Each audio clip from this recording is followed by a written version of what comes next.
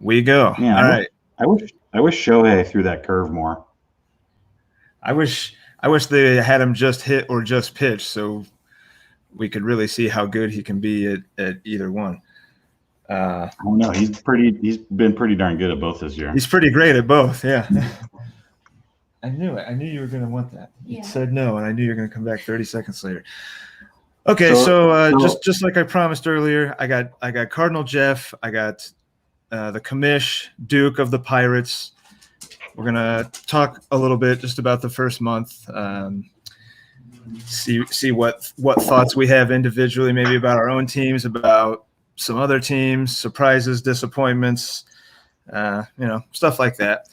And I kind of wanted to first ask you guys individually. We'll start with Jeff because Jeff's kind of king of the mountain right now. How do you feel? I mean, you got to be feeling pretty good, but maybe a little more in depth about how you personally feel about your own team right now. Yeah, I mean, it's gone pretty good. I was a little worried about my pitching going into the season, but especially after Maeda started doing terrible. But I've realized that like having depth is everything in this league, and that my ability to run out 7 starters each week that are pretty good is a huge advantage in any head-to-head matchup. And I've been lucky, as well when it comes to injuries. I was actually looking through the top teams in the league, and a lot of us are pretty lucky when it comes to injuries. There have been a few teams that have just wrecked, and just tons and tons of injuries in the majors in general so far. And my team's had Voit, and that's really about it. And but yeah, I'm happy. Like when I look at my roster, I occasionally people are posting things on the trade block, and I don't really want to trade anybody. I made so many trades early on, but with my team kind of scoring like they are, yeah. Even the guys that I could trade, are the lower salary ones, and those are my keepers. So I don't want to trade them because to take my shot now. I think the team's primed as long as they stay healthy to take a pretty good shot as is. So you were worried about your pitching, or I mean, you're third overall in pitching points. Coming out of the draft, I was for sure. But okay. I got Gausman and Scherzer since then, which really Gausman's been incredible. Scherzer's $16 Gausman and $11 Erod have been like some pretty incredible value when you look at the super high end pitchers that. I mean, they're getting it done. DeGrom's got it done. Cole's got it done. Scherzer's got it done. But those guys, for the money that you got them for, you got to be happy about that. Yeah, absolutely. And I think kind of your ability to get points out of a bullpen, that's something that is really valuable in this league as well. So if you can have a decent set of relievers, and I know that a lot of us, Duke does it as well, try to get relief pitchers as starting pitchers, basically. Like find RPs that have that SP designation, and you can roll them in your SP slots like 7 days a week. So I was hoping to get out of Jose De Leon, and then he got his ass kicked down to AAA. So right, the guys that have there aren't good, like Misowitz on Seattle and Josh Tomlin. They're not good pitchers, but they're still getting 3 or 4 points 3 days a week, and that really adds up. Yes, it does. So we got the Cardinals, pretty great hitting, 4th overall in hitting, 3rd overall in pitching. Go over to the Pirates in the same division, just a slightly worse record, but doing it a little bit differently. Duke is 3rd overall in hitting points and only 2 behind the Tigers. So Duke, was that what you were expecting? Were you expecting to kind of dominate in hitting and be a little behind in the pitching? Are you satisfied with where you're going right now? I'll answer your second question first. I'm definitely satisfied. I was a little bit. I've never done a league this big before, so although I was pretty confident that like the balanced approach and depth was going to be the key. In a league like this, I was a little bit nervous when I saw some of the stars that other teams were acquiring in the draft and even after the draft via trade. So I was definitely nervous because nobody wants to, be at the bottom of their own league in the standings, right? So, and especially, I expect this league to be going for a long time, and I was definitely a little nervous after the draft that I was wrong and I was going to be in a huge hole that was going to take me years to dig out of. But I think overall I'm definitely happy with the results thus far. I actually was not expecting my hitting. I thought my pitching was going to be my strength and my hitting was going to be my weakness. I kind of thought the same. I remember talking about it during the preseason preview, and I was surprised just now when I sorted to see you at number 3 in hitting points. I actually didn't know I was number 3 in hitting. Yeah, and only 2 behind number 2. So you're right there, and really only about 40, 44 or so behind number 1. So I mean, a good week puts you into number 1, or at least in contention. Yeah, if like Brandon Lowe can get things going, I think he got benched again tonight against the lefty, so that's not a good trend. You don't want him hitting against lefties though, the way he's been going. So I mean, I totally you don't want him going against lefties. He's hitting like 050 against lefties. I mean, if it was Roto, I definitely wouldn't. But in points, maybe he'll get lucky and run into. Maybe he can draw a walk or something. Yeah. Yeah. Right. But yeah, I wasn't expecting it, and I agree with Jeff that depth. Although I haven't gone through every team like it, at the top of the standings. Just filling out those roster positions on a daily basis, especially on like Mondays and Thursdays on the the light days. Yeah, the short is key. That's 2 days a week, and if you have on the travel days, and if you have a bunch of empty roster spots, you're going to be digging yourself out of a hole the other 5 days. So I think I have like 7 pitchers who are averaging double-digit points per start. So that's actually been I've made some bad calls on starts and sits when it comes to the pitchers, but so I think I could. That's on me, not necessarily my roster. Is right. Making better decisions about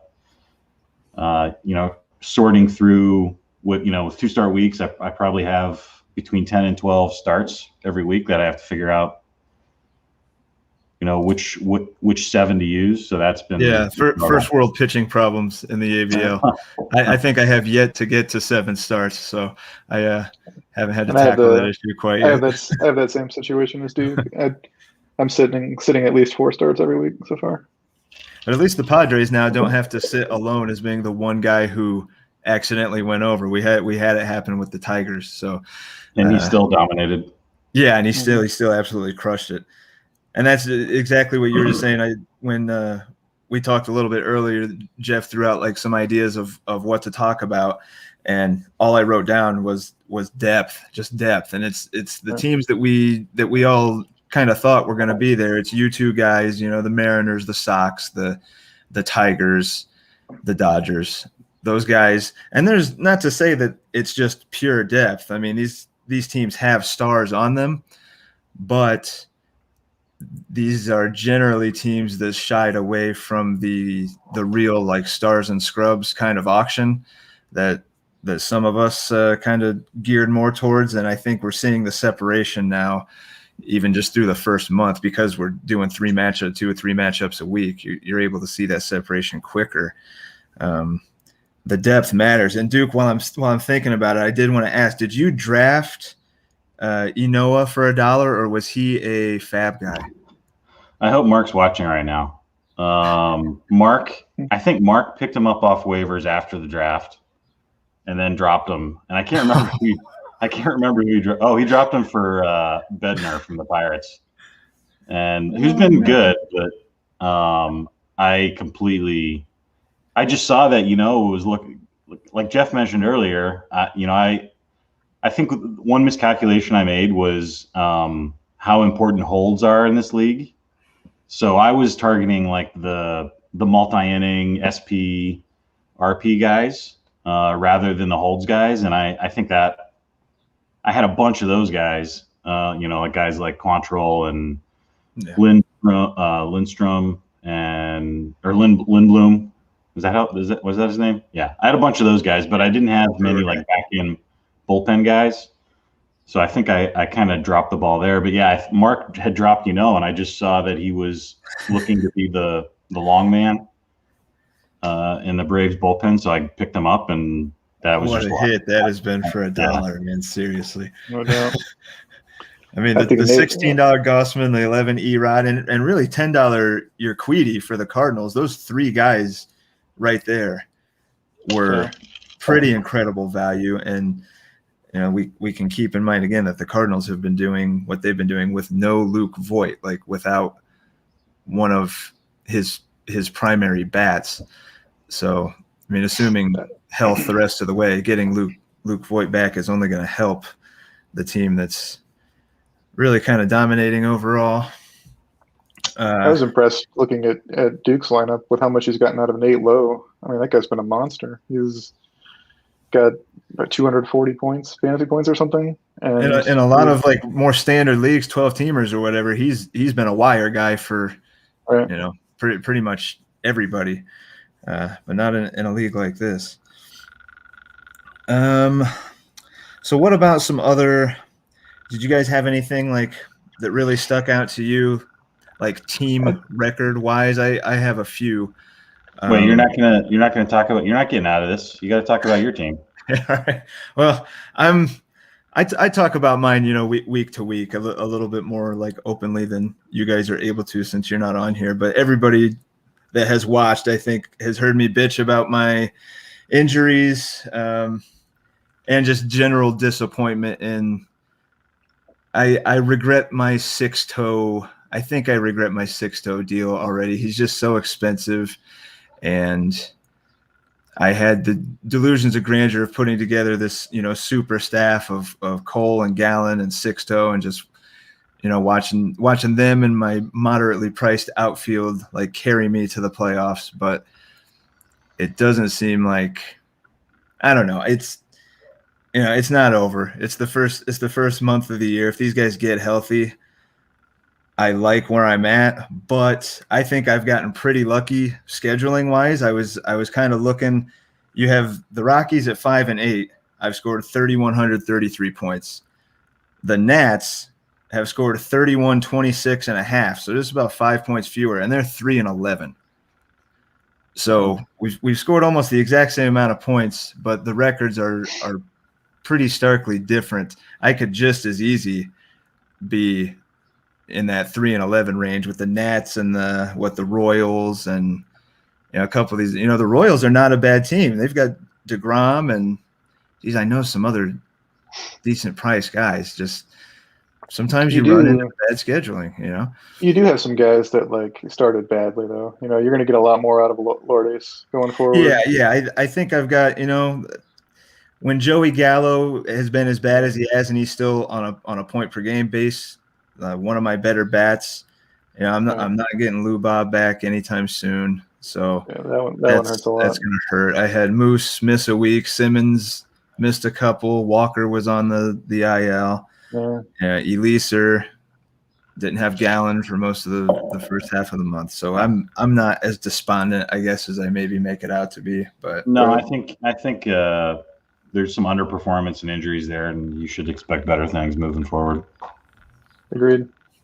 And one of the injury teams though that I was looking at, the D-backs. I know a lot of these guys he picked up and they were already hurt, but you want to maybe switch gears and talk about a team that looks really good going down the road a little bit. He's got Severino, Sale, Ken Giles, Carrasco, and Paxton. I don't know if you throw Paxton in there because I feel like he might be done, but the D-backs are hanging right in there with me in that West, and has half of his team on the IL still.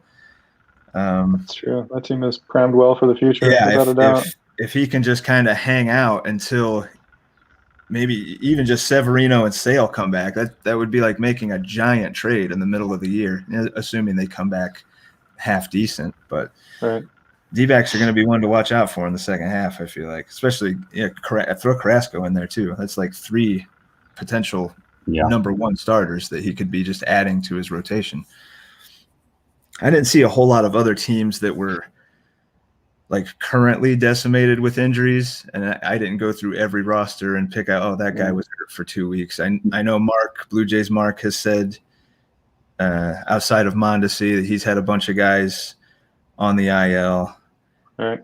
I think the Indians might be the most affected by injury. I don't know if you've looked at them. What was that, the Indians? Oh, yeah, Tony just said too, the Indians. Yeah, the last time I looked, it was rough.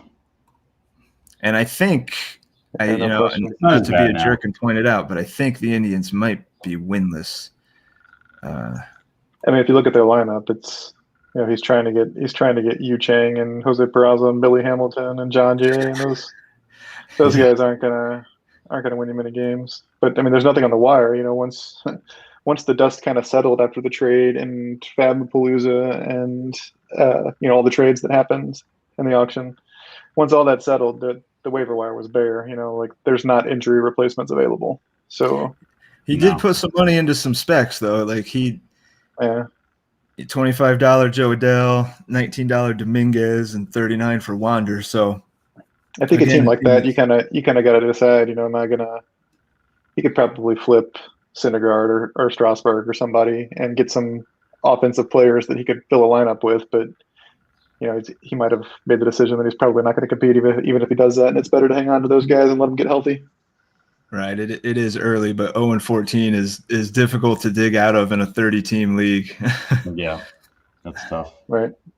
Yeah, him and the poor who else is the Red Sox having a rough go of it.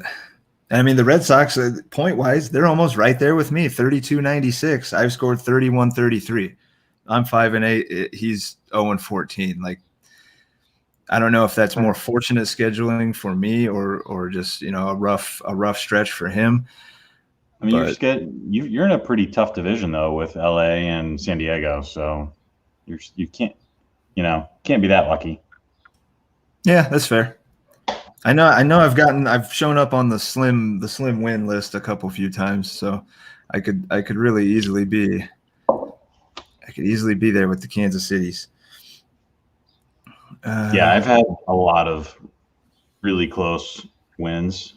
I think last week was the first time I won by, a healthy margin the whole season. So I've definitely had some good luck.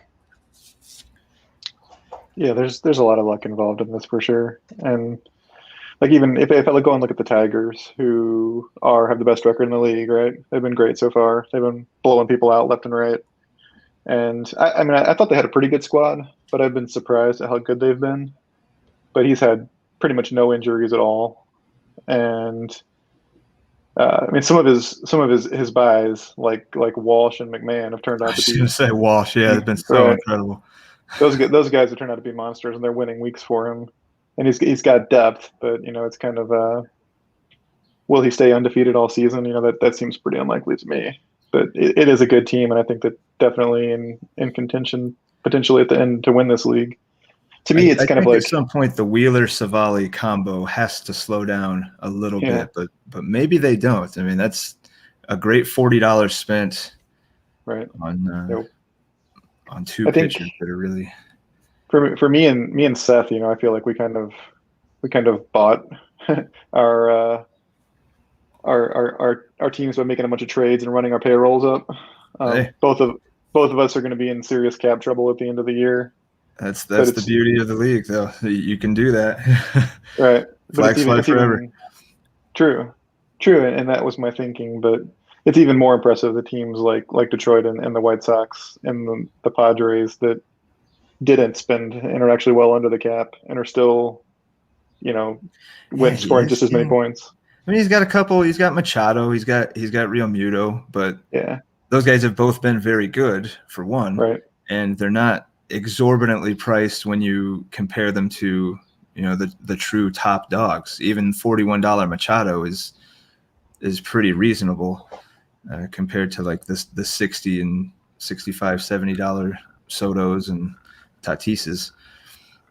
So of course, one thing we haven't talked about yet when we're talking about the luck and the wins and losses in particular, not necessarily the points we're scoring, is how many points have been scored against us.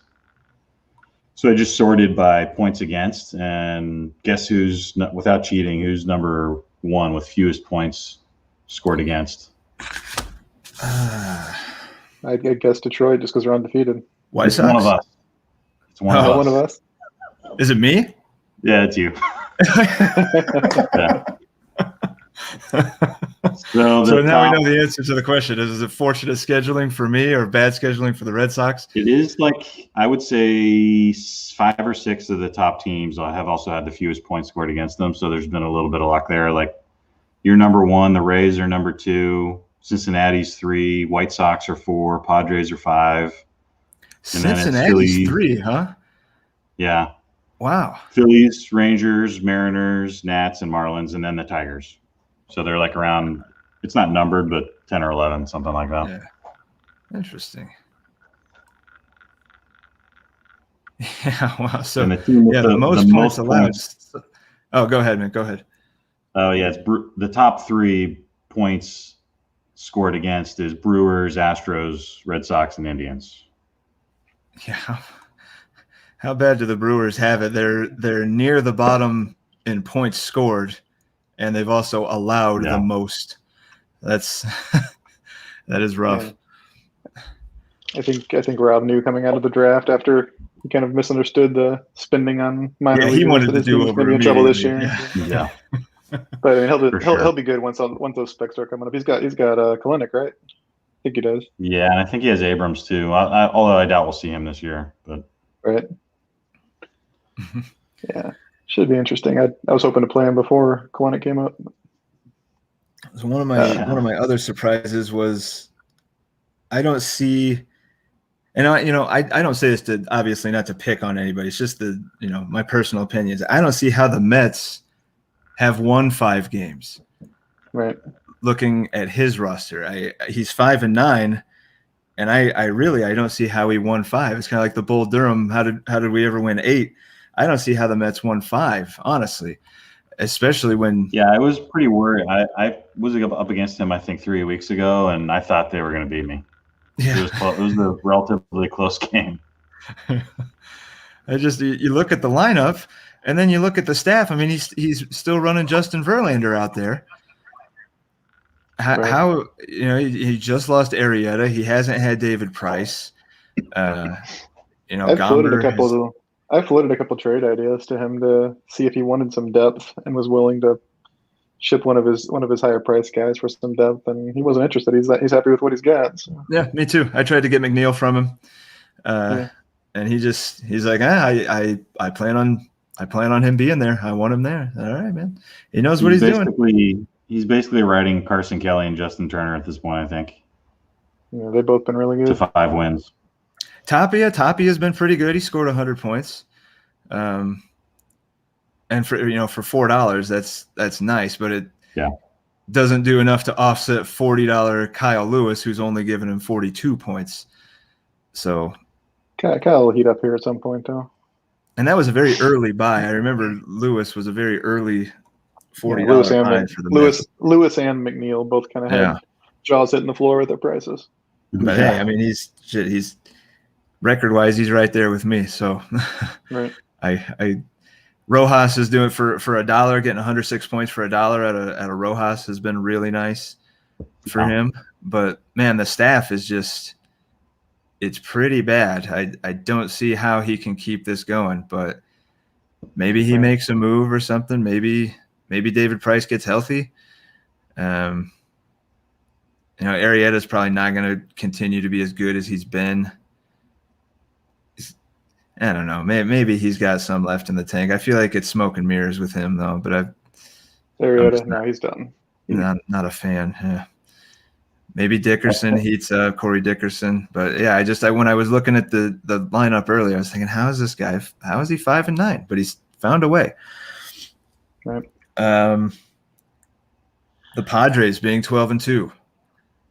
That surprises me. He kind of like how the Mets have rode some cheaper guys to 5-9. The Padres have been riding $3 Adam Frazier, $7 Sean Manaea. I noted And the Alex Wood waiver wire crazy bid. the $33 Alex Wood fab. That's ended up actually being worth the $30. You know, Yeah, it really has absolutely. been. And Wood's been $2 Nick great. Pivetta, who he got in a trade, but has been pretty good for him. But and He I've paid for- talking to him recently. He knows he's like an injury or two away from humility. His offense is kind of brittle. Chris Bryant, who got sick tonight, I guess, has been doing a lot of work for him. But his pitching, both Darvish and Flaherty have been living up to their billing and earning him tons of points. So, and I don't think those guys are going anywhere. I think depending on what happens with DeGrom and Burns as far as injuries go, Darvish has got to be, if not the front runner, close to the front runner for the Cy Young right now. Jeez, yeah, it's interesting. He's been the best pitcher on the staff for sure. Damn. Yeah, he probably does.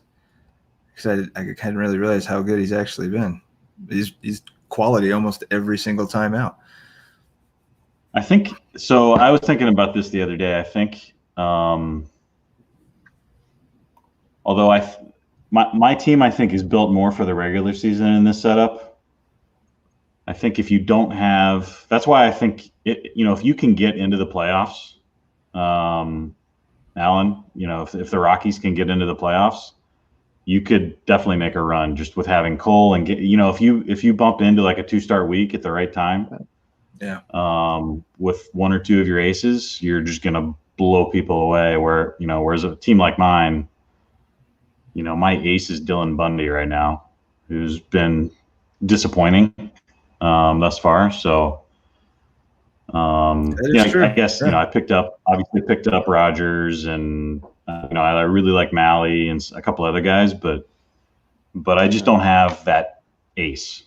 And if I bump into you or somebody else who does, bump up against your dad and Darvish and Flaherty get a 2-star week against me in the playoffs, I'm screwed. So I think that's where the depth kind of can let you down a little bit. Is it's really hard to have depth and have those aces, especially on the pitching side. And if you don't have that, you might not make a very deep run in the playoffs. That's one. I mean, earlier I was looking at, I kind of made a list of the top 20 most expensive players in the league in the auction, and wanted to see how those teams were doing that had those players. Because if you remember at the auction, I bought Mookie Betts for $60 and ended up selling him to Seth for a package. And, that trade worked out really well for me because Mookie's got 111 points. And one of the pieces I got back was JD Martinez, who has 166 points. So that's definitely worked out. But like in general, the big spenders, especially on the offense side, have not really done super great this year. I mean, San Fran obviously bought Soto and Tatis and spent like $150 on the two of them. And, they're in 27th place. Boston bought Trout for $74. They're in 29th. Cincinnati bought Acuna and Freeman. They're in 23rd. And, Casey and DeGrom, you mentioned, they're in 24th. So there's a few teams that buck the trend. The White Sox paid up for Bieber, and Bieber has been huge this year. And they're in 3rd place, of course. Seth has ended up with Betts, and he's in 4th place. And Tampa paid up for Story, and they're in 6th place. But in general, I think that this season is kind of, so far the first month has showed us that bidding on the top dollar guys was probably, at the prices they ended up going for, a mistake. And you sacrificed your depth for that. And depth is pretty critical in this league. Yeah, you definitely can't have both. Unless you were willing to, mortgage your future and trade draft picks and or prospects away to either fill in the holes that you didn't have with the depth, or to, get the stars. So you got it's a balance between stars, depth, and the future, and it's really hard to balance those three, I think. The two teams that are kind of a good example of that, we've already kind of talked about, but I had wrote them down because they're both 3-11. The Nats and the Royals. The the Nats, they have Alonso, they have Bichette, Luzardo, Buehler, Hira, and Vaughn, all at somewhat high prices. I mean, Hira was 20 something, but Vaughn at 31, Alonso was $40. I think Bichette was 36, Bueller's 50, 51, something like that. Clearly that you can't, like you just said, dude, you can't fill out the depth when you go that route. And then the Royals, I knew there was some other big names. He's got Javi Baez, Judge, DeGrom, Snell, and then his best player so far has been $5 Mitch Haniger. Right. So, you look at some of these names that are on these teams filling out these lineups, and then you look at their records and it's like, Jesus Christ, man, what's the rest of the lineup look like? The answer is guys that are barely playing, or in some instances, injured guys that and I've been in the same position, been forced to run out there so you can feel the full lineup. All about and if you pay for one of those stars, like they have to hit, right? Like if Minnesota paid 57 for Bellinger, they've got nothing from him, and they've suffered as a result. And Atlanta paid 54 for Yelich, and they've got very little from him. And if those guys had been themselves, if Bellinger was MVP for him and Yelich was playing like the high draft pick he was, then Atlanta and Minnesota, they both got good teams. They both would. Minnesota, man, he's I call him Tough Luck Tyler in the weekly breakdowns, because he really has been. He's shown up on the slim defeat list multiple times, and just like you said, you could just throw Bellinger in there for his normal week, and Tyler isn't losing. I think he's lost 3 or 4 games by fewer than 10 points. So he could easily be one of the top teams in the league, if only. But I mean, that's why we play the games, so right? I mean, you gotta. Yeah. I think you can be successful with the stars and scrubs approach, but like Jeff said, you can't have underperformance from those top guys, and you can't have any injuries. You pretty much have to hit it perfectly. Right. The White Sox, the White Sox went heavy with their pitching, but he's also got $12 Stroman. His relievers have been really good for him, and he's been doing this pretty much with no Starling Marte and no d'Arnaud, who is not a monster bat but was going to be a starting catcher. So Harry's an example of paying for some studs, but he's also riding some depth as well, because the offense is not very studly. But the money, he's got Bieber, he's got Nola, he's got $20 Aroldis Chapman.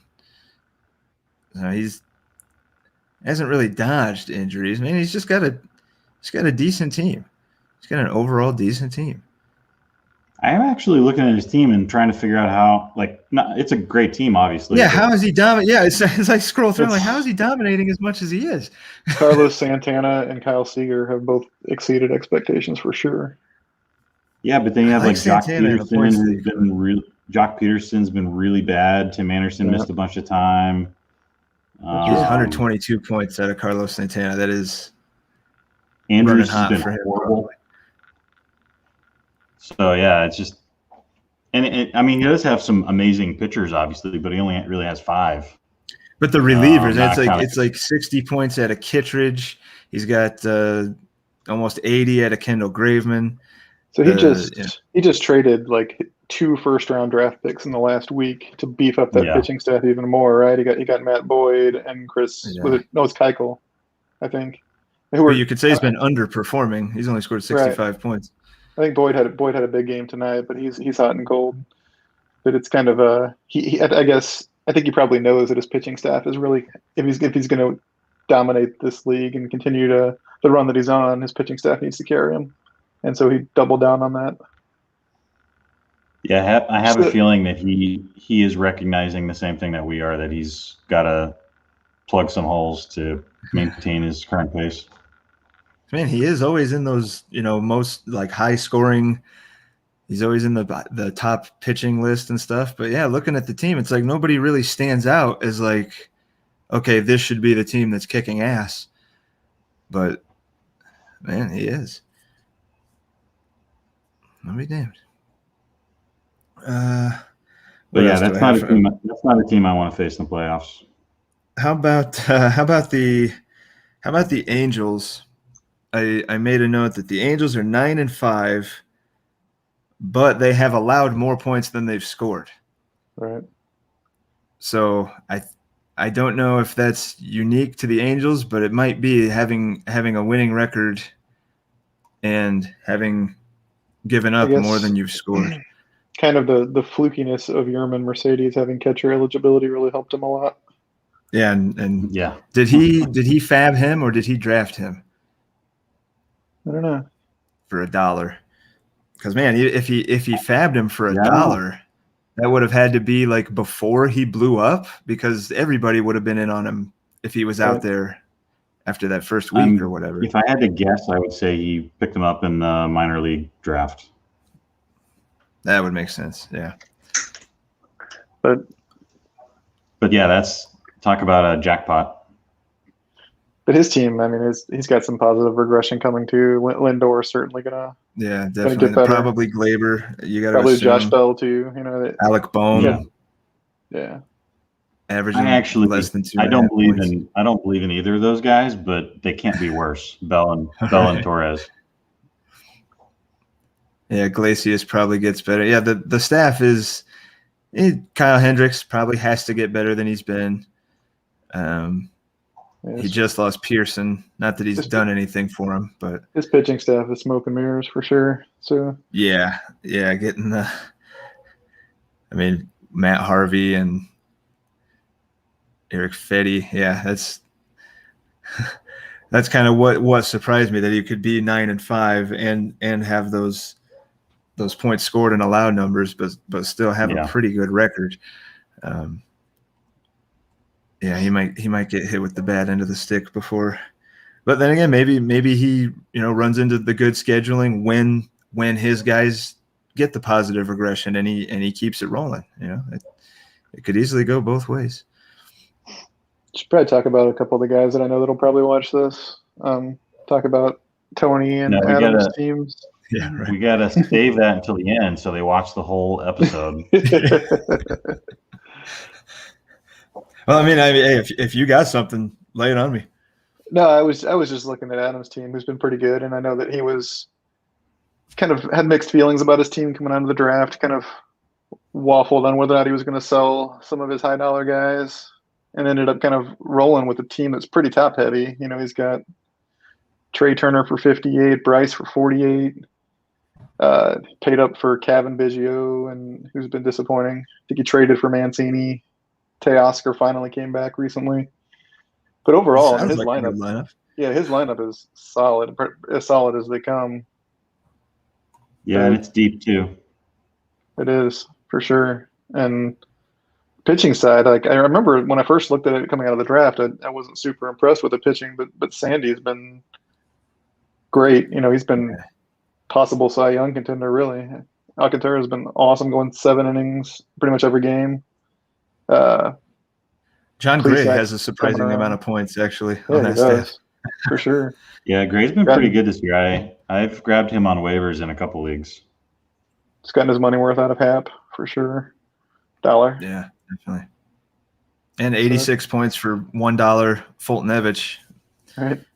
I'd be satisfied with that on my team right now. So he might be one pitcher away, really. But overall, Adam's got a good team that's performing well, and I think that they probably have better days ahead. I really think they're probably the favorite in the East, hands down. Might be him and Tony. Yeah. Sorry, Tony. Going at it, yeah. Maybe it's time to talk about the Marlins. Yeah. So Tony pulled the magic trick. You go ahead. You guys go first. Well, what we can say for sure is that he hasn't been doing it on the back of Victor Robles, like he thought he was going to be doing. I don't know how he's doing it. Looking at his fantasy points totals, he has nobody that scored 100 points, hardly. He's got Aguilar, just barely there. Eflin, and he just got him not long ago. So from me, yeah. So how has Tony been doing it? And I still don't know. You know, I think if you're not convinced yet that depth is the key to this league, the Miami Marlins is all the convincing you should need. Right. Because he fills his roster out every night. There's no all-stars on this team, but he's scoring points every night because he doesn't have any empty roster spots. And this is by far the most surprising team for me. And I'm happy for Tony just because mostly because everybody was questioning his strategy. And he was the hot topic. Yeah, I still kind of question his strategy, but he knows what he wants to do, and he's doing it, and he's successful. So I'm definitely happy for him. I mean, looking at this lineup, like going against them, I'd be licking my chops. I get to go against Trevor Cahill and Daniel Norris and Adam Duvall, David Bodie. It's like it's not going to wow anybody. It's not glamorous. But I played Tony a couple of weeks ago and he whipped my butt. It's just the simple way it is. So I don't know. I mean, I still have my doubts if this team's going to keep winning at the clip they have been. I mean, just because on paper it feels like that there's not a whole lot of people that can step up and score a bunch of points in a given week and put you over the top, and do it like JD Martinez has done for me. He doesn't have anybody like that. And knowing that, I wonder. I think there is some regression coming, but it's hard to. You only got to finish is it the top 16 make the playoffs, Duke? So yeah, I mean, Tony's certainly well on his way to finishing in that, and after that, like we've talked about, very well could. But then once you get there, when you're pinning your playoff hopes on like hopefully getting a 2-star week out of Zach Eflin or Brad Keller, that's when I don't remember which one you mentioned earlier, but the depth can not come back to bite you, but you see that, okay, the depth can get you there, but what you need to get you over the hump is you kind of do need that stud pitcher. I think it was you, Duke, saying that you didn't have the ace. And Tony, maybe Eflin ends up averaging 17 points a game for the entire season. Even then, I guess I haven't looked at the top pitchers, but I feel like 17 is probably, not top tier. But if that's what you're really hoping for once you make it into the playoffs, that's when you start to get a little nervous if you're Tony. Of course, you're really happy to make it. And, he probably he's making money along the way. Every W is making him money. So he's going to be happy no matter what. But looking at it, the other side of this coin is we all know his team is going to look nothing like this in September. Because there's many more trades to come, I think. It probably looks nothing like this in June. Yeah. I was pretty surprised. I know he's got a Zach Eflin love affair, but I was pretty surprised when he announced that he wanted to trade Rogers, who was one of the best finds of this entire offseason. Him finding Rogers for cheap, and I know Tony's very very adamant about selling people at peak value and trying to buy them at low value. And Rogers was at peak value. I get that, but sometimes when you find a treasure, it's okay to enjoy it. Yeah, wear it on your hand or wrist a little bit, right? Right. Well, so because Tony's 9-5, he found Rogers for me in the first place. So that was the first deal. Tony had said he set the precedent because he asked me about Dean Kramer. I'm like, man, I got him from you. I'm not going to turn around 2 weeks later and give him back. He's like, well, it's not unprecedented because the deal that Duke and I made with Trevor Rogers. I'm like, well, I feel like he did that just to set that precedent so he could just continue to do it for the next few years. We did trade Merrill Kelly back and forth too. So Tony does that.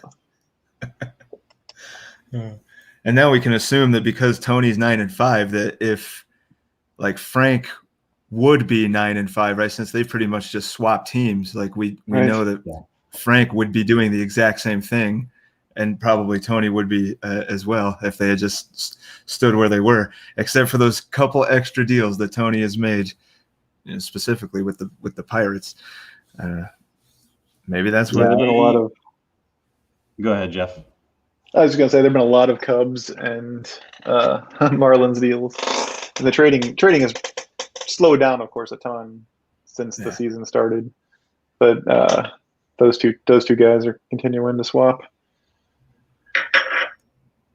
What else do I got? Man, I'm pretty much out of my notes, so I'm freestyling the rest of the way. I know Talk there's a about lot the Dodgers for a minute, touched on. Yeah, go for it. I just think it's worth mentioning that from the start, I think that Joe deserves a little bit of props for realizing how important depth was. Everyone kind of laughed at him when 3 days into the auction, I don't think he'd won a single player. And he's true. He just kind of knew, and Joe's a stats guy, he kind of knew, he's like, this league is going to be won with like $20 players. That's just the way it is. And he waited and waited and loaded up, and, his team's been performing well. And, like we've talked about, maybe he doesn't have the star power, but he has a couple guys. He's got Devers and Muncy, a few others that can probably Blackman that can come up and have big weeks and potentially help him in the playoffs. But that team is still as deep as they come. He's got backups. Guys like Blackman are running below expectation. I mean, Blackman's right, not as bad as he's been. Yasmani, he is averaging 3.13, but I feel like he's really come on lately. I know he drew a ton of walks last week, but he's been really not as good. He had a big homer tonight. I know that. Yeah, so he's got injured AJ Pollock. He's got injured Joey Wendell. I mean, Joe, I greatly admire Joe's team. He's got 3 pitchers on the IL as well, all that he'd probably be using in Odorizzi, Lorenzen, maybe Arihara. He hasn't been very good, but Joe's not without his pitching injuries staff either. As a whole. I mean, Robbie Ray's been good. Peralta's been good. It was pretty underwhelming when I looked at it before the season. I'm like, Joe, you need a few more arms here to compete, but he's gotten the most mileage he could out of those guys. Did you guys see Robbie Ray's pants tonight? Did either of you see that? I didn't. He's wearing the tightest pants. Even I pointed it out to my wife, and even she thought it was weird because things are sprayed on, and you have the view of him, from behind the mound, and it's just you see, ass crack and calf muscles bulging through these pants of Robbie Ray of all people. I don't know, just seemed weird. Off those glutes, I guess. Yeah, maybe the guy washed them wrong or something, and they shrunk, and he just couldn't get anybody else's. But man, how odd.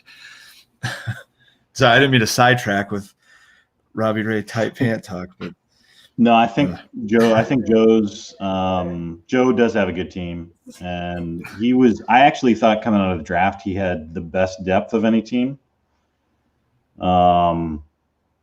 But I do think he's going to have to address his pitching at some point if he wants to make like a deep run in the playoffs, because I love Freddie Peralta. I have him on another dynasty team. But Freddie Peralta is his ace, and he doesn't really have a whole lot of depth behind him. So I don't think Robbie Ray is going to keep it up the whole year either. It's just there's just such a long track record of unraveling.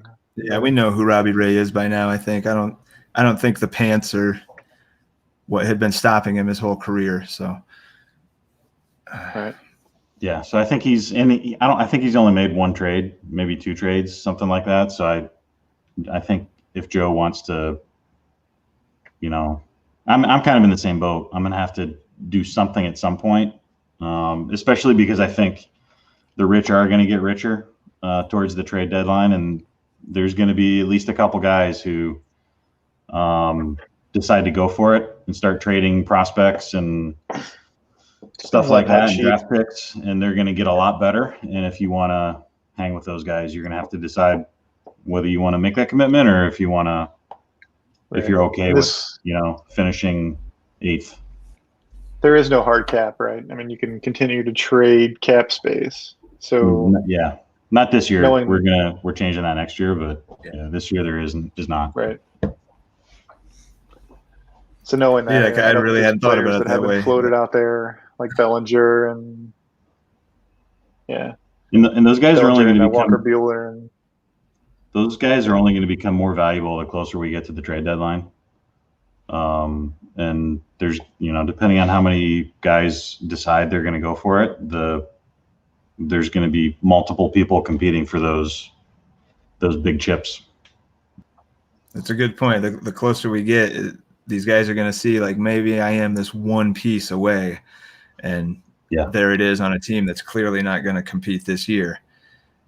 So yeah, there's going to be a frenzy of sorts.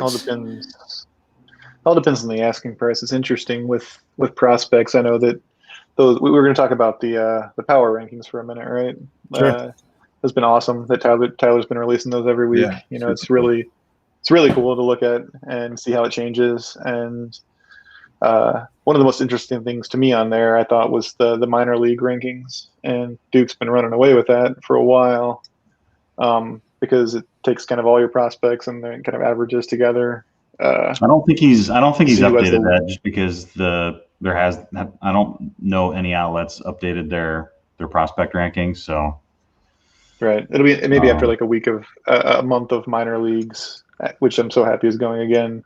It'll be interesting to see how those shift. But I was just thinking, as the trade deadline approaches, most of the top prospects are expensive, right? That's one of the weird oddities coming out of the auction. But the prospects that were like 50 to 100 that Duke has a ton of, and I have several of, I wonder if those will become valuable enough to start to fetch some of these players that the non-competing teams are going to sell off. That is interesting. I don't even know how I'm going to value the few that I like. I didn't go heavy with the prospects or anything, but I have Jaron Duran and Helio Ramos and maybe one other one that I those two like. Right there are incredibly valuable right now. Yeah. You almost traded me Downs. You wanted to do it. I knew you wanted to do it. Yeah, drafted him for $7 and then pretty quickly got rid of him in a deal. But do we have a minute to talk about the Blue Jays? Yeah, let's do that. Because I think I said the Marlins were the most surprising team, and I think the second most surprising team for me is the Blue Jays. Are they 10-4? I think before I look. Yeah. 10-4. And obviously, Mark is very confident that his team is going to perform, but on paper, some of the guys that he's rolling out there, I'm not a big believer in. $35 Mondesi. Are you guys still there? Yeah. Yeah, he's had. I mean, Olsen and Chapman have been decent, and Grichuk has been like other work. I remember the conversation we had after the draft when everybody was poo-pooing Grichuk and Mark was not, and he's been mostly right thus far. We'll see. Mainly because Springer's been hurt, though. Grichuk's playing time has plummeted in recent. He's been amazing, though. I mean, and Chapman's been bad, actually. Chapman's hitting 216, and like, you don't really notice it in this league as much, but in a roto league, Chapman's he's riding the bench for me in one league. Yeah, he's still drawing some walks. But then, of course, Corbin Burns. I mean, nobody's going to trumpet Corbin Burns louder than Mark, and. Right. Right now he's got every reason to, because he's been unbelievable. If he were to come back and pitch like he has been, he might be a guy that could take the side from Darvish, like we were talking about earlier. But maybe the innings are going to be a little too limited for him to like make a true run at it, unless he really just keeps, every start 6 innings, 12 Ks. Like I don't even think Burns really had the COVID. Honestly, I think they're just trying to get his innings down. Pulling a Dodger, Phantom IL kind of thing. Right. Yeah, that's 100% what they're doing, I think. We knew they were going to do it, so they were going to be limited somehow. So, but I'm kind of with Jeff. I good for Mark, because he's been right on some of these players, and he came out of the draft with a lot of empty roster spots and was able to, maybe better than any other team, fill in those empty roster spots. And I think he's had some luck along the way too, as far as some of these guys performing better than really anybody. Well, maybe Mark would say that he knew that they were going to perform well, but nobody else on the planet did. 100 points out of Jake McGee is pretty impressive to me. Yeah. Yeah. And Mark has had bad luck with injuries. Like, his offense is decimated right now. Right. And Giolito, I don't think he's been nearly as good as last year, but nonetheless, I think he does have some positive regression coming. Yeah. So he's essentially going to be counting on Giolito and Burns and Pablo Lopez to some degree to carry the pitching, because there's not much else there beyond that.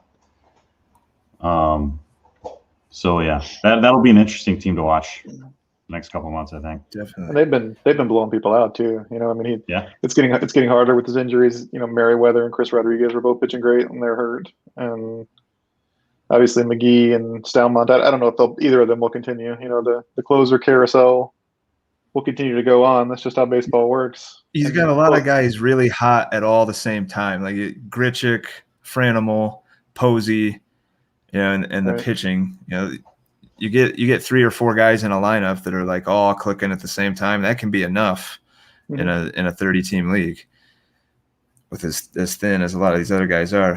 I'm just not look. I can't believe Posey has 8 homers but only 12 ribbies. I did not know that.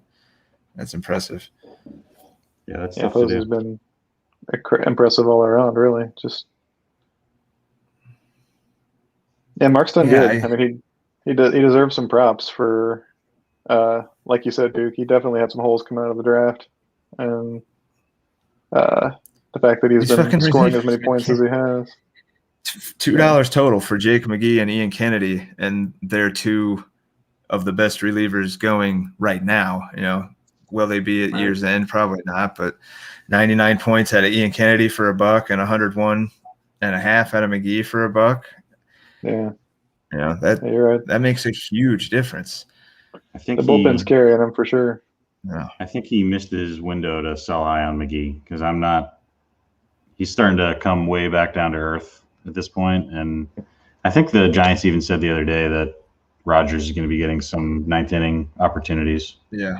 I did say that, but I think McGee's had 2 saves since then. I also speculated on Sam Coonrod in a couple of rotos in the NL only that Tony and I are in, and he pitched the 6th inning tonight, so that doesn't look great. Thought maybe he'd weasel his way into the save picture in the Philly bullpen, but not if he's pitching in the 6th. He's not. Yeah, probably not. But he's looked pretty good this year. What else you guys got? Not to put the pressure on you, but I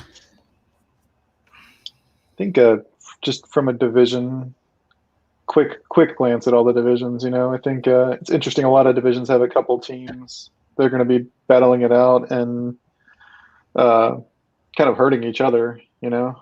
I think, you know, and we've talked about Detroit and the White Sox. Well, they're going to play each other a bunch this year, right? And they'll probably end up, you know, splitting it to some degree. And all the divisions are kind of like that. You know, there's a few teams that are really sitting at the top. You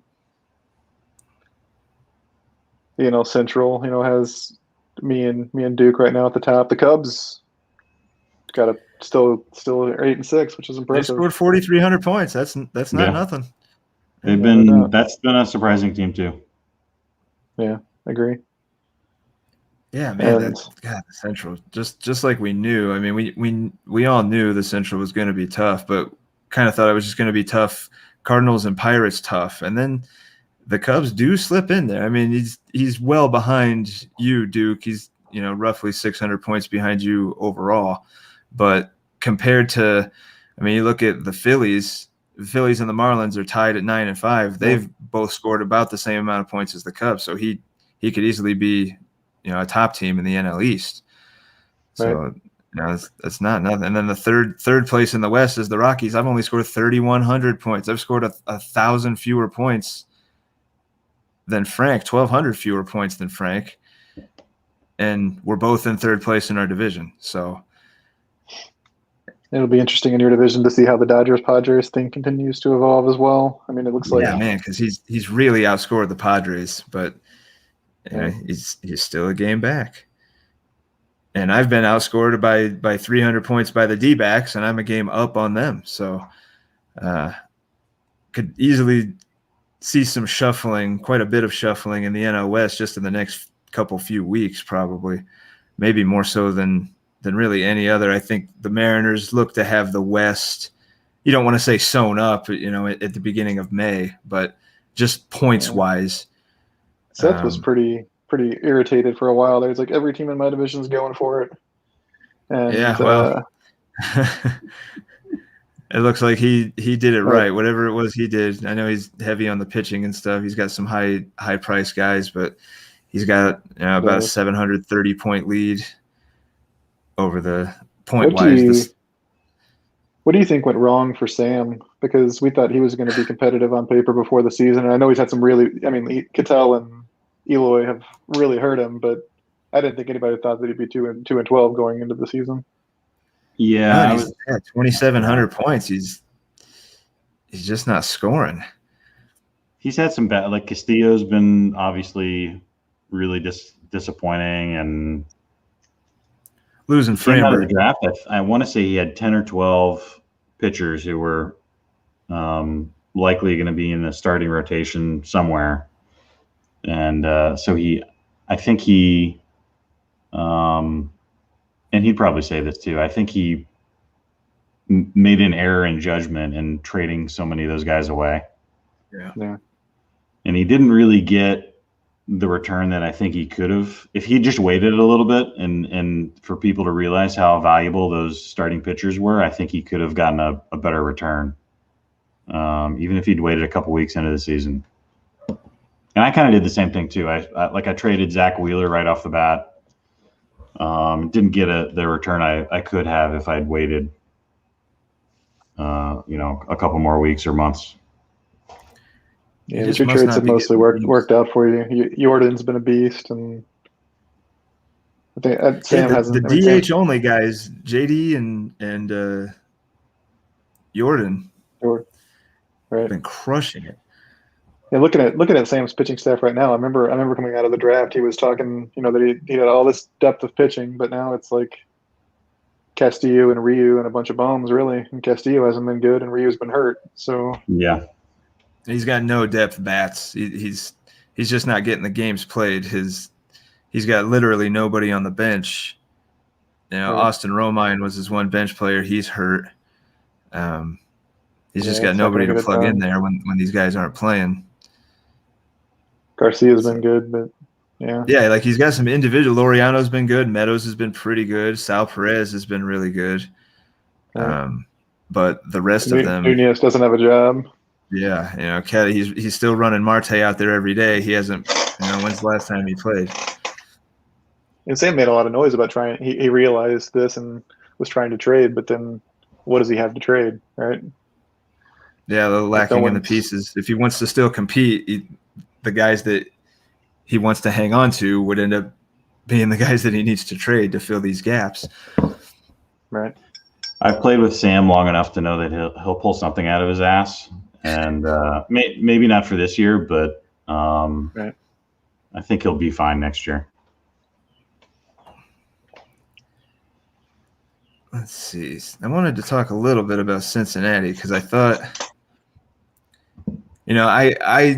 I'm brand new to this league. I didn't know any of you guys, but like talking to Lenny, he wasn't like Mark levels of confident, but Lenny seemed to know the direction that he wanted to take his team. Like he seemed confident during the auction and such. He seemed confident in like, yeah, I can spend $70 on Acuna. I can spend $50 on Freddie. I'll be fine, because he even said, I'm going to sit out until the end of the auction and then I'll grab all my cheap guys or whatever.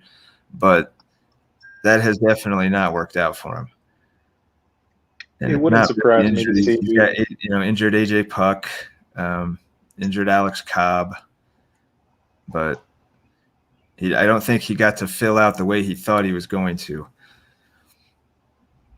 When I talk to Lenny, I always feel like he's playing chess while I'm playing checkers to some degree. Exactly. That's what I meant. Like this guy seems to know what he's talking about. I'll believe him, but you look at the some team of these now. pieces he has are going to be if he chooses to flip Freddie, Xander, or Acuna, it's between now and the deadline. He's going to get a haul for any of the three of those guys. Xander at 34, And he'll probably get a great package for if he chooses to go that way. I think we lost Duke there. Oh no, I was busy looking at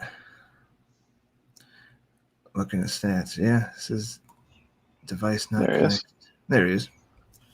My video is blurry for some reason. I was just restarting it.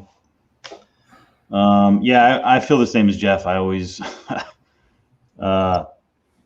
feel dumb when I talk to Lenny because he's definitely he's really into this strategery. And, I feel like he's got something up his sleeve. Obviously Freddie's going to be, he's probably going to trade Freddie, I would think at some point, and probably Xander and Acuna too. So I think he's going to set himself up well for next year. But I mean, this is the ultimate stars and scrubs team, and he's doing okay. I mean, 4-9. Right. He was at the bottom of the standings a couple weeks ago, so he's climbed up a bit. And I just beat him by like 5 points when I played. It was my closest match that I've done. Yeah. So his team can compete if Acuna has a big week, and Acuna has a lot of big weeks. He can. I had a close matchup with him too. He can beat anybody, but I agree that I think he's probably going to be looking to sell some of these guys as the season goes on and set himself up well for next year. Yeah, I think he'll be. A lot of that frenzy at the deadline will be coming from. I can't imagine what he gets for Xander, because $34 for Xander is very reasonable price. And just from the limited talks I've had with people about Garrett Cole, the price tag seems to be what is driving a lot of desire, or the opposite for guys, at least right now. Maybe as we get closer to the deadline and these teams are doing the thing where they say, well, I'm this guy away from competing. Let me go the extra mile. But right now, guys see a big number next to a name and they're pretty reticent to really want to engage. So as someone that has an asset like that, like at this point in the year, what would you want in return to really make it happen? I mean, would you want minor leaguers? Would you want cheap? I mean, I would, if I had to guess, I would say you want guys that are like in the $10 to $20 range that are regular players and solid contributors. Yeah. Okay. It's especially for like a Cole, like I had been asked, I was this close, full disclosure. I even asked Duke. He kind of confirmed the way I was leaning, but full disclosure, I was this close to dealing Cole straight up for Bellinger to Tyler. And what I kept looking at was they're roughly the same price, but Bellinger's only 25. Like if I can maybe keep Bellinger for 1 or 2 years at that price and like build the offense around him and Carlson and some of these other younger guys. But the more I thought about it, I just felt like I could do, not better than Bellinger for Cole, but I can do better for my team and maybe getting multiple cheaper guys than just a younger, same price guy. So I don't know exactly. It seemed like the teams that I looked at for Cole, I'd see a couple guys that I like, but then I would be like, well, there's no way this guy's going to want to deal with those guys for Cole because, yeah, it's an upgrade, but he's taking on so much more money. He won't be able to keep Cole. I just haven't been able to find a great match yet. I would love to make a splash as the season goes on to try to set myself up for the playoffs, but it's like you have to think about next year already. I already know that I'm going to have to cut probably Arenado and some of my other stars, like for sure at their price. But, and the people I have to trade that would be of interest to someone like you would be, like Gossman or Urquidy or Erod, just solid starting pitchers that are obvious keepers because of their price. Yeah. In that, in the $10 to $15 range. But I don't even know if one of those guys would be enough to get someone like Cole. It's kind of maybe as the deadline approaches, but it's good. But there's going to be a lot of decisions to be made for the sellers and the buyers because I think is going to change a lot. The the closer we get to the deadline, the more that teams start to separate themselves, and guys really have to look in the mirror and say, is it time to give up on it this year, or am I going to make that last push? And for me, that was part of the fun of joining a 30-team league. Like I wanted that kind of action. Not necessarily all the trades we got right after the draft and before the season. I kind of thought that kind of action would be the stuff that's taking place, closer to the deadline, and that's really what I. Yeah, that was crazy. For. But I think as far as to answer your question, Jeff, like what would you expect to have to give up to get somebody like Cole? I think.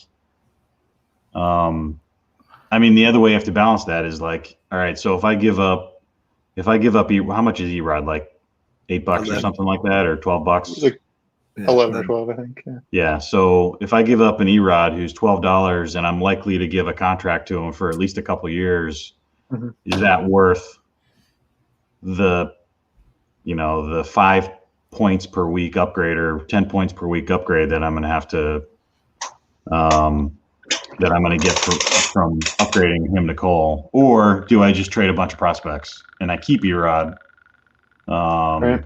And I gamble a little bit on the future, but I'm really set for the home stretch in the playoffs this year.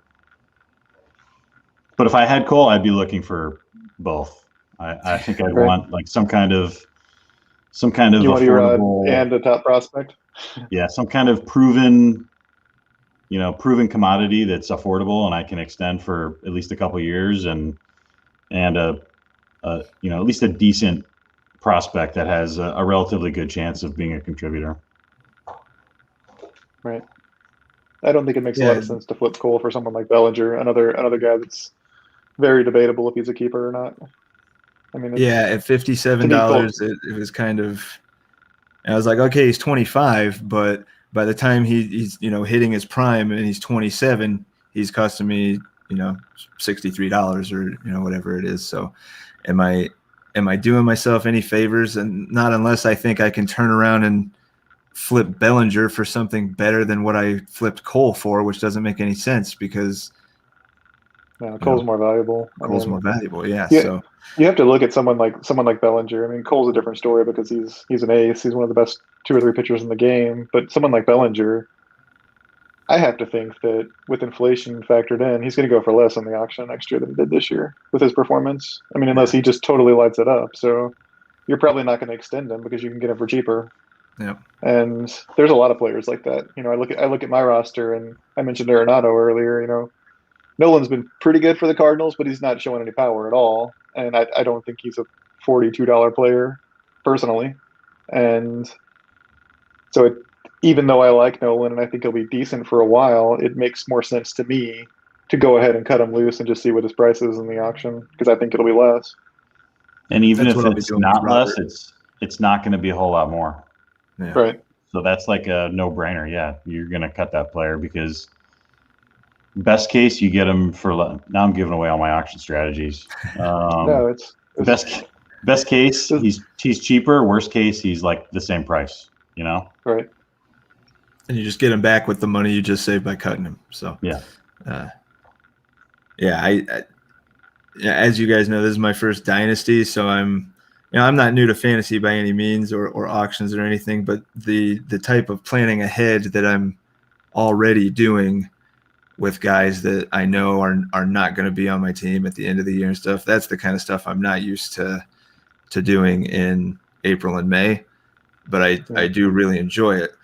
But at the same time, it does make trades and perceived value quite a bit different than they are in your standard 12-team roto or even 12-team points. It just is quite a bit different.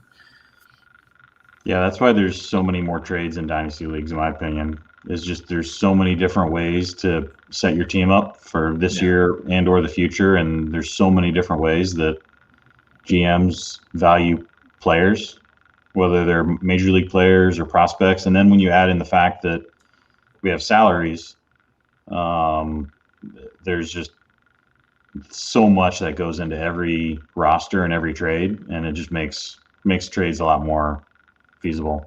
Yeah. And they mean a lot, man. They do. Like some of these, there are teams that look completely different than they did at the end of the auction. We know, Tony and Frank as examples. My team has changed quite a bit from when I drafted it. Some for the better, some for the worse. But like what it's going to look like this time next year, I think is going to be, hopefully we keep all 30. There's no reason we shouldn't keep all 30 of our current owners. But, the teams like the Brewers and stuff that are heavily invested in prospects, are they going to ride these guys out? Are they going to try to flip them if Wander comes up and just sets the world on fire? Is he going to try to flip him? There's never a better time to flip those guys, than when they come up and get all the buzz in the world. Like you can find a 30-team league, you can find somebody that's going to want a piece of that. You think that sometimes, but like right now, if you had Kalenic in a dynasty league, does it make sense to trade him? Maybe, but probably not. At one time Acuna was at this point too, right? And if you traded him, you'd be banging your head on the wall. You never know what players are going to be superstars, and people say that Kalenic could be Bryce Harper, and you don't want to just flip that away for nothing right now, even for something good, because that could be a mainstay on your dynasty team forever. And I know in this league with prospects, you get them for the same price next year, right? So the initial prospects, I don't even think are subject to inflation. Yeah, this is year zero for guys called up this year or whatever. Yeah. You get an extra year without having to make that contract decision. That's a good point. There's inflation, but there's no That's what contract extension decision. Yeah, I have Kalenic and Flug at I think $4, and I don't think there's anything that I would trade him for at this point. For $4, yeah. Even though I know that his value's extremely high right now, and I'm taking a risk by not trading him. Like as an example, last year I had Kyle Tucker at $4, and I traded him and regretted it all off season, and I finally was able to trade him, make a trade and bring him back to my roster, and I had to give up I think Dom Smith and Julio Urias to bring him back. So, which I think that was still a good trade for me, but yeah, that like ate at me all winter. And I knew I had to get him back. And if I did that with Kalenic, I'd really be kicking myself. That's fair. And, and Wander, maybe it was a bad example because he looks like he could be, the real deal. But maybe like a guy like a Jason Dominguez or somebody like that, like when before they get called up, they have the super hype, like their autograph cards are going for 4 or 5 figures on eBay and shit. Like, that might be a time that you want to think about dumping a guy like that. Wander probably not a great example because he really does look like oh no to the track. Bader's gonna catch that. All right. Man, this is a hell of a game. 1-1 going to extras. Oh, what are they? We've been at it for a bit. You guys got Is Tony still watching? I can't see it on my screen. It says we've got 2. I know Dodger Joe was in here. I know Adam was in here. I would guess that Tony's probably one of the 2. Hi, Tony. Yeah, man, Tony. 9-5, Tony. Oh no, it's well. Joe says he would definitely dump Wander for $39. Yeah, some of those for $39, I probably would. Depending on what the deal was, I probably would trade him. But you get him for a free year without having to extend him. So I think a lot of us, when we saw those high prices for prospects in the auction, we were smiling because that was money off the board for the actual major leaguers that we wanted to buy. But it was pretty clear from the get-go that was probably not a wise decision if you had any interest in competing in year one. Yeah. Yeah, I was that's surprised. a huge I chunk was. of your payroll. Yeah, Kalanick is 37. He's actually a little more than I thought he was. He's 37. So I mean, he's got to be a stud like from the get go. Like you can't. Yeah, how long can you wait? I mean, if he comes out and he's Max Kepler, if he comes out and he's hitting 240 and gets like 10 homers and 10 steals for the rest of the season, like, and you have that kind of price tag on him for next year, are you going to have to cut Kalinick before he even gets good? It's a tough decision. yeah. That's going to be really tough because he's also got Julio Rodriguez for $30. Yeah. So doesn't he have Abrams for like 25? Yeah. Yep. Man, yeah, that's rough. How good does Kalanick need to be to justify, keeping him for next year at $37? How good does he need to be? I feel like Rob's almost pot committed on letting these prospects develop to some degree. Yeah. He doesn't have much of a choice. All he can do is really hope that he does catch on fire right off the bat, and he can trade him. Man, that's going to be tough.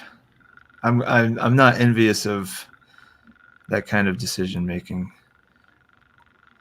It's like I wish I had some better specs, but yeah, I've looked at my roster already and kind of have a general idea of who I'm going to need to cut coming into next year. And there's going to be some tough calls. Max has been really good, and after he signs with the Cardinals, I'm going to want to keep him.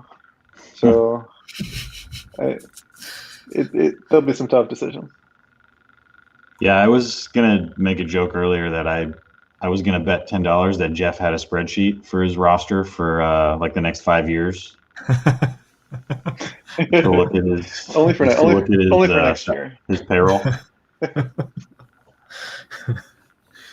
I don't yet, but it's kind of tough. Like, I have to wonder, like, what's going to be available in the auction.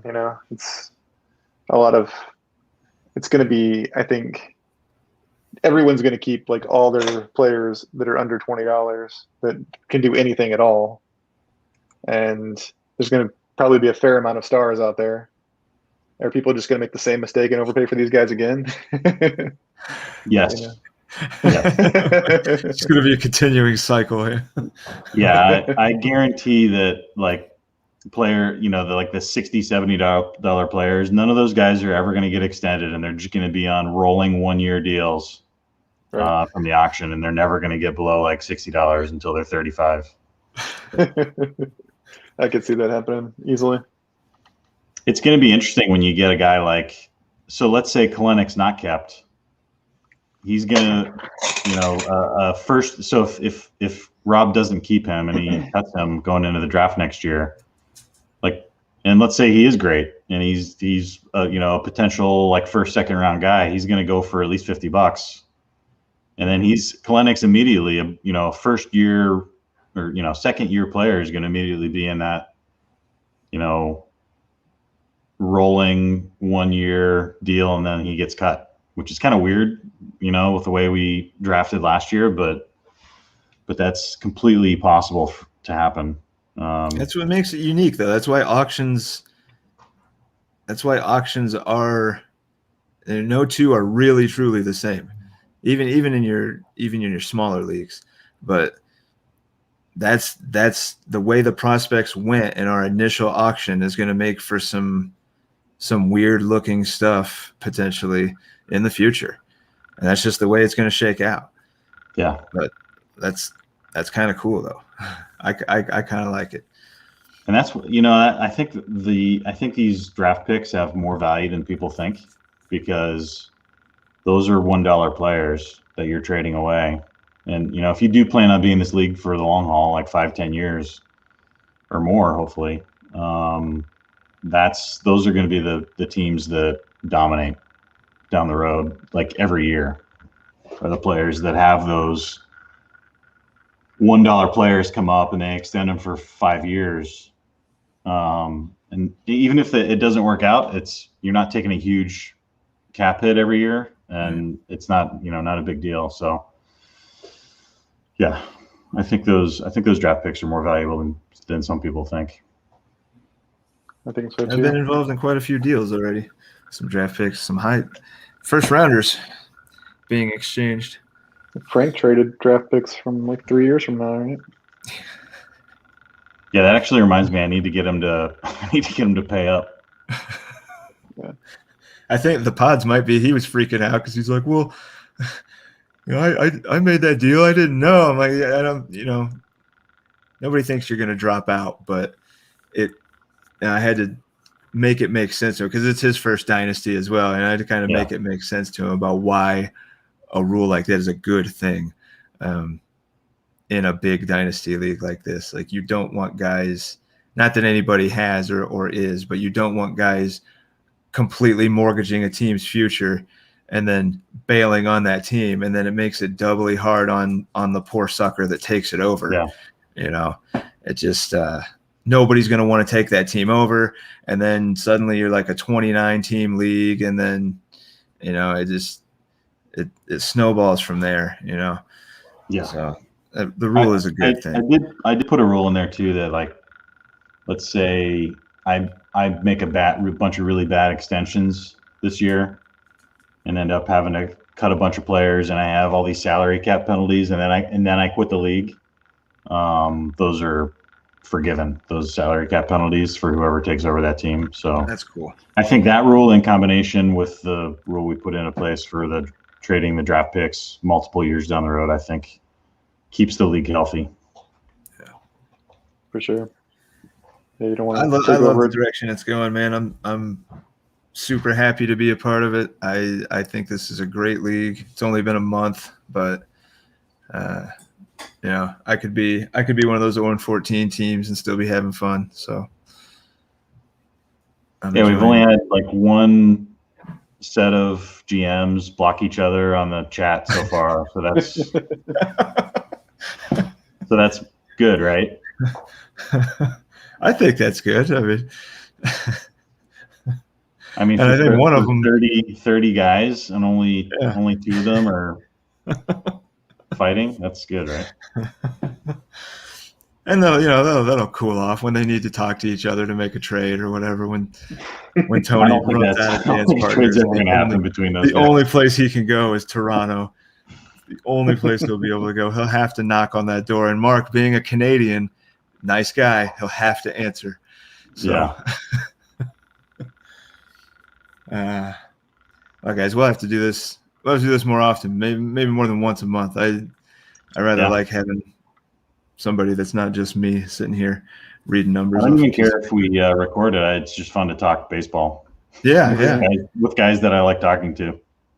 Yeah. And Alan, we do appreciate you plugging away and doing the weekly thing too. I know that's hard. I know you've been going through some stuff lately too, but it's always a good listen. I always throw it on when I got a slow period at work, and kind of gives a lot of insight into things that I haven't noticed about what's going on around the league. So I appreciate you doing that.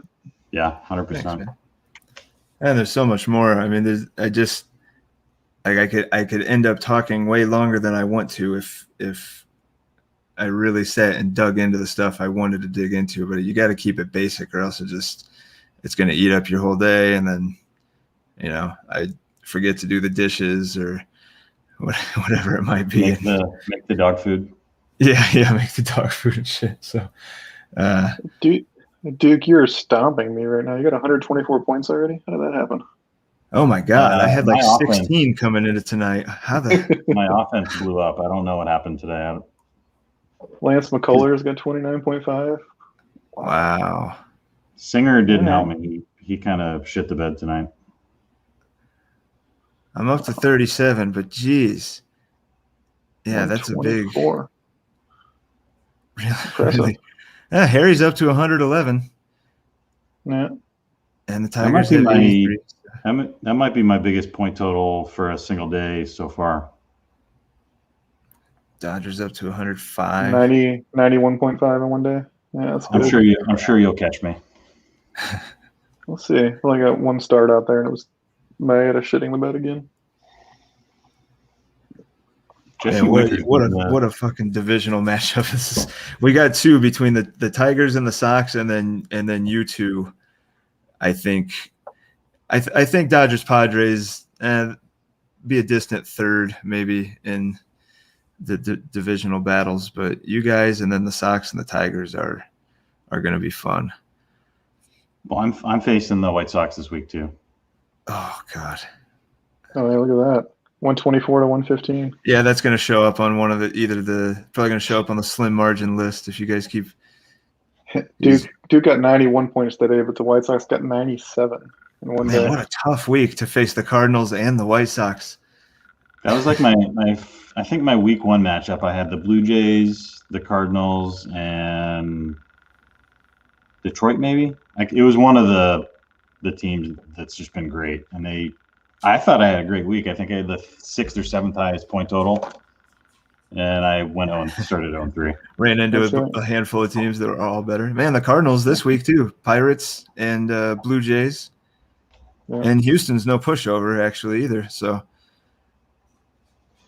yeah, some tough. Then we got Mariners, White Sox, Mariners, Rays. I just realized I have 4 matchups this week. Whoa. Malfeasance. Yeah, I was trying to figure out a better way because there's some duplicate matchups, and there's no good way to do it. So I just had to like push some back a week. And what a pain in the ass. That sucks. I wish Fantrax would address that issue. It's been like in prototype for 3 years where you can have like the weighted divisional schedule, and it would do it automatically, but for whatever reason, they haven't turned it on yet. Well, as I've said before, this is the same place that does Tommy Hansen in the draft pool 5 years after he died. So they're not exactly known for being up to date on things. No. And Joe, so I'll give an end of the night shout out. Joe said my dad drafted a way better team than I'm giving him credit for. I give my dad shit, but he is a good fantasy player. He's terrible at technology. He can't work a computer or a cell phone. But I mean, I was 6-7 years old when he would bring me home the hand-drawn score sheet from his work league. You know, that's what got me into fantasy in the first place. And that it was essentially best ball before it was best ball. It was just straight points. Like you used your top 3 outfielders. If you drafted 5, you used your top 3. If you drafted 3 first basemen, you used your top 1. So it was basically best ball. But I mean, I was that young, and that guy was showing me fantasy baseball. So he does know what he's doing. I like to give him shit, but he is a bright guy. So thank you, Joe. I'm sure he would appreciate you thinking that. But I do think that eventually you will pull away from him. Oh, we lost Jeff. I guess that's our cue, I guess. Yeah, I don't know if he's gonna come back, but we've been going. Yeah, I said we were gonna end it like 20 minutes ago. So yeah, man, thanks for coming on. We'll do it again. Yeah, great. Soon. And good evening, good night to you. Thanks for watching, guys. Thanks.